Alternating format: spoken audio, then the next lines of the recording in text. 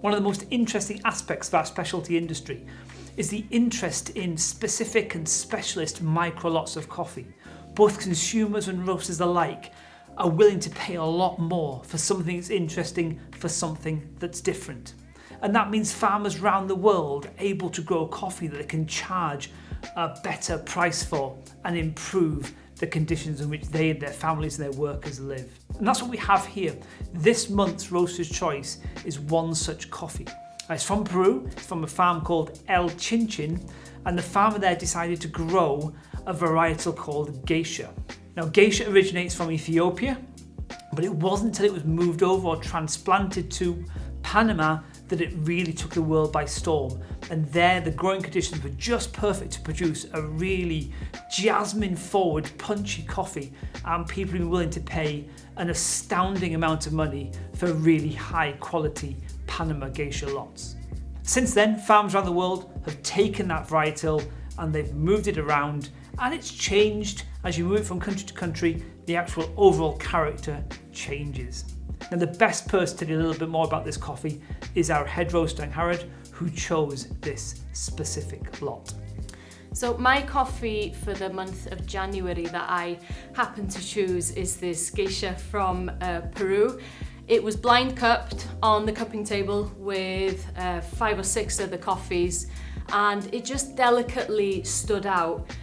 Complexities were unreal in it. There was a lot going on from when it was hot and as it was cooling down as well. There was a couple of anaerobic naturals on the table. It was pretty clear because they've got quite distinct flavours to them. But this one, I thought this one's an unobvious one that seems to have a lot to give. I kept it quiet when I was tasting it, but I just kept going back to it, and I knew this is the one that I needed to pick for mine.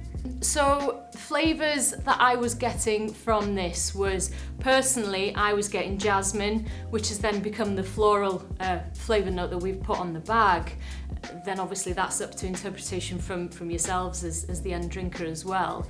I also put orange, because I could get almost like that burnt orange without alluding at all to a dark roast at all, but just that crispy orange slices. There was just something non-acidic as such, but just something really orangey and tasty. And then I put cinder toffee, and again, they're the flavours that were coming into my mind when I was drinking it.